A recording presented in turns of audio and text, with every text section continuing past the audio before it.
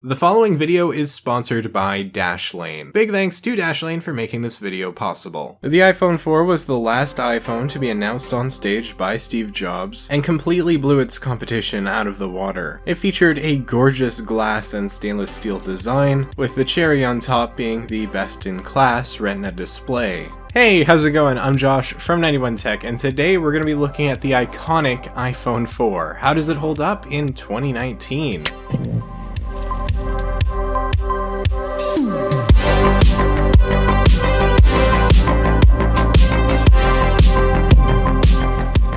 The iPhone 4 was my first iPhone, and as a result, it's always been one of my favorites. It did so many things right, and it really solidified Apple as king of smartphones back in 2010. Android would eventually more or less catch up, but the iPhone 4 when it came out was in a class of its own. It wasn't even close when it came to competition. Oh shoot, sorry past self for the interruption, but I got a haircut, a new chair, and a quick word from today's sponsor, Dashlane. iPhones have come a long way from the iPhone 4 to 10 to 11, but for most people, including myself, our password practices have changed pretty much not at all during that time. Dashlane is a password management tool that'll help you upgrade your password habits and keep up with the increasingly digital world. How many online accounts do you think you have? Once I imported all of mine into Dashlane, it turned out I had 174 in just Google Chrome. I feel like at least once a week I have to reset my password because I forgot something, only to forget again the next week and have to reset it again. This is where Dashlane comes in. Dashlane holds all of your passwords for you safely and securely, so you can rest easy and have all of your passwords filled in automatically in your browser by Dashlane. Plus, Dashlane can act as a VPN for added security, so not only can you get all of your passwords saved in one place, but you can also get a VPN for a lot cheaper than a lot of VPNs normally charge. Ultimately, Dashlane is the only tool you need for online security. It will actively keep you safer online with password protection and a VPN, so you don't have to worry about anything. You can get a 30-day free trial of Dashlane Premium using the top link in the description, and you can also use promo code 91TECH to get 10% off of your purchase. Big thanks to Dashlane for sponsoring this video, and now back to the iPhone 4. The iPhone 4 feels outdated in the modern world, or at least outdated in some aspects, and the design is not one of them. The iPhone 4 features two slabs of glass on the front and back sandwiching a stainless steel frame. The design was so good that despite Apple moving to aluminum in 2012, they would eventually bring it back in 2017 for the iPhone 10. It wasn't perfect, mind you. I can't tell you how many cracked iPhone 4s and 4Ss I've seen over the years, but it looked amazing and it's hard to argue how premium it feels. This phone looks like it could have come out this year. It's so good, or at least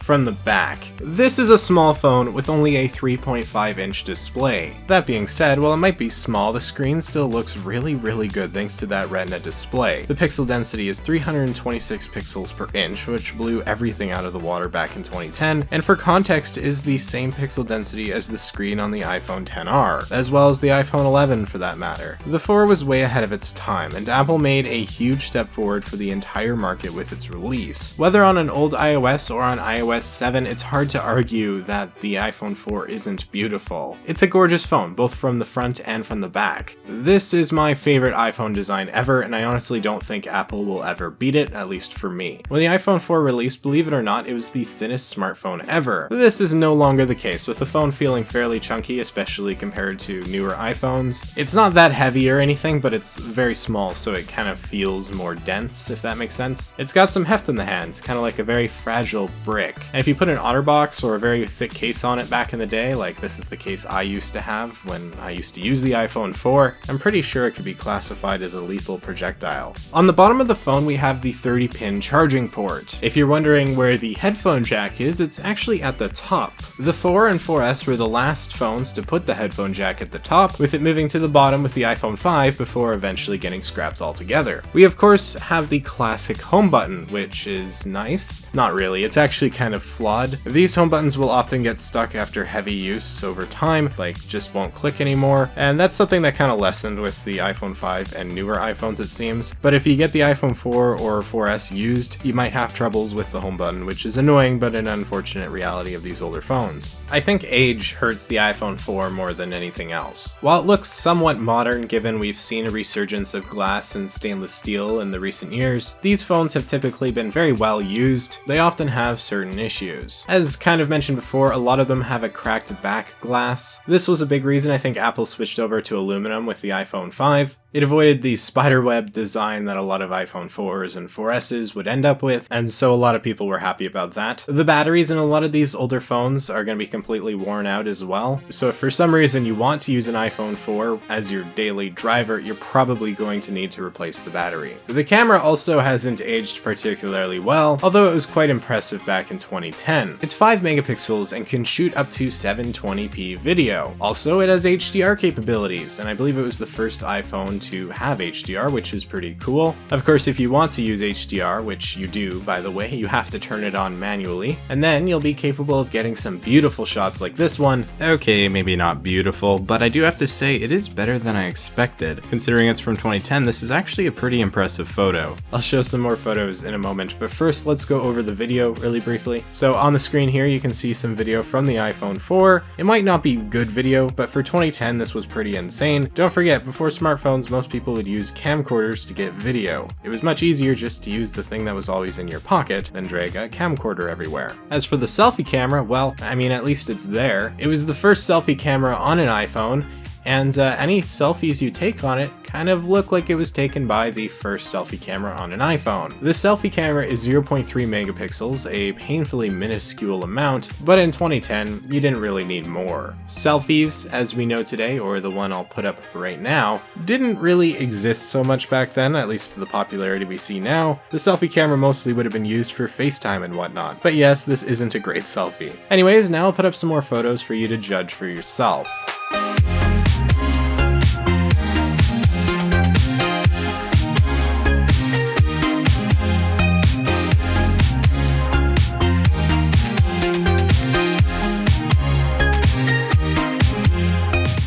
The iPhone 4 brought a brand new design, but it didn't stop there. It also provided some greatly improved specs over the 3GS, with Apple's A4 chipset and 512 megabytes of RAM. The phone was capable of really cool things back in the day. Games were able to get more powerful, and we saw a lot of 3D games like Temple Run pop up and take advantage of the hardware. The battery is pretty small in the iPhone 4 with only 1,420 mAh, but luckily old iOS wasn't super intensive, so back in the day you would have been able to get a full day's use out of it. Nowadays though, again, most batteries are going to be degraded, so I mean, good luck. Thanks to the iPhone 4's improved hardware, it was supported from 2010 to late 2014 up to iOS 7, an update known for slowing down older phones. The early versions of iOS 7 were insanely painful on the 4. Things did improve on iOS 7.1 by actually a significant margin, but personally I think the iPhone 4 should have stayed on iOS 6. iOS 6 was insanely fast and the 4 could run it like a champ. The latest version of iOS 7 is pretty bad on the 4, but at least it isn't as bad as how iOS 9 runs on the iPhone 4S. Regardless, a lot of users were fairly happy to get the iOS 7 update back in the day because of how different it was. We might remember iOS 6 and prior versions fondly now, but the truth is, at the time,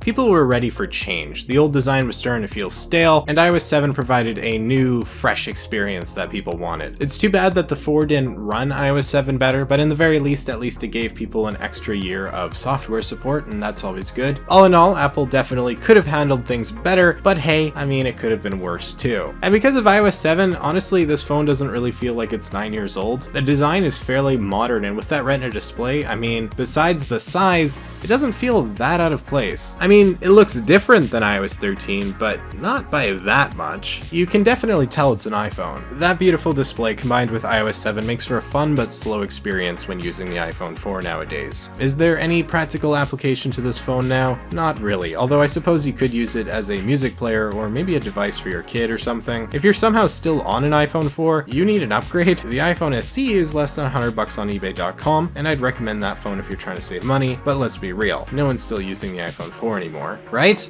No one uses the iPhone 4, I'd imagine. I don't think. I hope not. I'm so sorry if you do. Again, iPhone SE, less than $100, buy it. But yeah, the iPhone 4 was insanely innovative and probably the biggest iPhone upgrade ever besides possibly the iPhone 10. It completely reimagined the experience on an external level, and it sold really well for a good reason. It was a great phone, and while it might not hold up the best 9 years later, it's kind of cool just to turn on once in a while and swipe around. I mean, it's a pretty nostalgic device. But you don't want to use the phone for anything more than nostalgic reasons. So is the iPhone 4 usable 9 years later? Well, yes, in the sense that it can make calls, but basically no for everything else. But with that, I'm pretty much done here. Did you ever have an iPhone 4? When did you finally upgrade? Let me know in the comments down below. I got this iPhone 4 back in 2013. I believe my uncle gave it to me for free. It was super nice of him, actually. And then I bought the 5C myself in 2014, and no regrets, the 5C was a great phone, but I really did like this while I had it, even if it was already pretty slow in 2013. So yeah, I mean, I have a lot of fond memories on this device. But the iPhone 4 was a key part of Apple's history, as well as smartphone history, and so it's fun to look back at it, and I really enjoyed making this video. I've been doing yearly videos on the iPhone 4 since 2014, I think, so this is pretty much the longest running tradition on the channel. So hey, if you enjoyed the video, maybe hit that like button, and consider subscribing for more content just like this. You can follow me over on Twitter and Instagram at 91_tech if you want to for some reason. With that all being said, I'm Josh from 91tech, and I will see you all next time.